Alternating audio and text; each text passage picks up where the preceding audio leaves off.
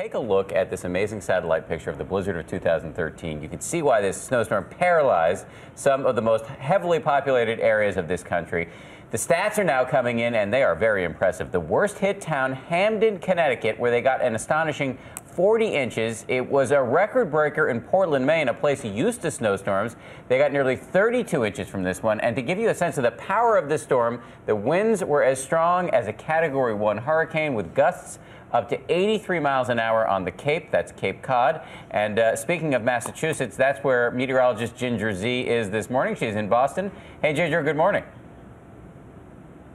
Good morning to you, Dan. You know, Boston was one of the areas hardest hit and record-making here. It was the 5th largest snowfall on record in weather history in Boston. And it's not just the snow and wind I was concerned about this morning. That's gone. It's the cold temperatures. Look how cold it is for a lot of these cities that you were just talking about. More than 350,000 still without power. And the numbers not pretty as we go into day 2 of digging out. It was a turbulent tempest, demolishing seawalls in New Hampshire, sending the ocean into Massachusetts homes and forcing people and their belongings out. The nor'easter that immobilized more than 40 million Americans this weekend is now off to sea, but its icy residue is feet deep everywhere, encasing cars and responsible for taking at least 9 lives. 2 to carbon monoxide poisoning, including a 12-year-old boy. I'm assuming the son got cold, so the father told him to sit in the car. And then next thing you know, the father starts screaming, he's not breathing, he's not breathing. The exhaust pipe had backed up with snow. So you can see the exhaust here coming out, and it's obviously melted away the snow, but that's not always the case. One of the hidden dangers post-blizzard is starting your car and then having carbon monoxide back up. Today, more than 2,000 National Guard troops in 4 states will be making their rounds to help. From an all-time record snowfall for Portland, Maine of almost 32 inches to the 5th largest snowfall on record in Boston.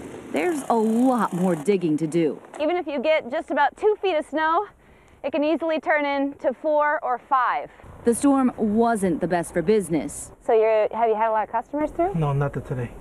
But there was a blizzard victory when the National Guard made it through the worst of the storm in Worcester, Massachusetts to help deliver this little lady, Noli. I guess there's New Year's babies and stuff like that. Well, mine is a blizzard baby. It's a weekend her parents and countless others will not soon forget. We have another blizzard to talk about, also tornadoes in parts of the country and a slight warm-up for the Northeast. I'll have all of that in the national forecast, but for now, we go to Gio Benitez, the latest and honorary member of the Extreme Team, except we need to get him some snow pants. He's in Milford, Connecticut. I know, I'm waiting for those snow pants. Ginger, good morning. We are in front of a church here in Milford, but you know, clearly this Sunday morning, nobody's walking in here today, and that's because getting around town, as we found out, isn't easy. In the aftermath of the 2013 blizzard, so many cars were stuck in the snow, even we tried to help move them. That's the story across Connecticut, where at least 5 deaths are being blamed on the storm, and Governor Dan Malloy is asking President Obama for financial aid. I have filed a request with the President of the United States for an emergency declaration. This was a record-breaking storm throughout the state. At one point, the storm forced every road in the state to shut down. Even those with the right equipment had no place to go. Here you are trying to dig yourself out. Yes, I am. And you get stuck. I got stuck good.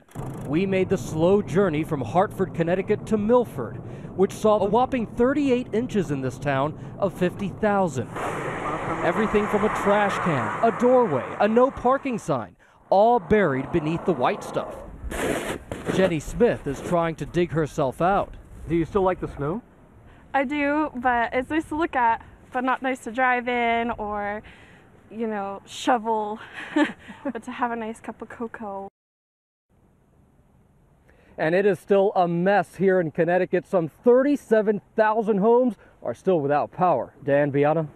Thank you, Gio. He looks official with the ABC News hat. Yes. I think he can join the extreme team. Here's the latest on what's running and what's not running on this day after the blizzard. After airports in the Northeast shut down on Friday afternoon with airlines canceling more than 5,300 flights, all three major New York area airports have now reopened with limited service. In Boston, Logan Airport has opened one runway, and Connecticut's Bradley International Airport has just reopened this morning. And on the rails, Amtrak hopes to restore limited train service today between New York City and Boston. Most service is canceled throughout much of New England. Commuter trains are on a limited schedule. And Boston's famous T-Transit system, shut down by the storm, hopes to have service reopened in time for Monday's commute back to work for those who can commute. Yeah, it's a big problem for Boston if they can't get that open. On the roads in New York, the highways where hundreds of cars were stuck in the snow have now reopened, but one 26-mile stretch of the Long Island Expressway is still closed this morning, and the travel bans in Massachusetts, Connecticut, and Rhode Island have now been lifted. Millions of people have a huge headache facing them.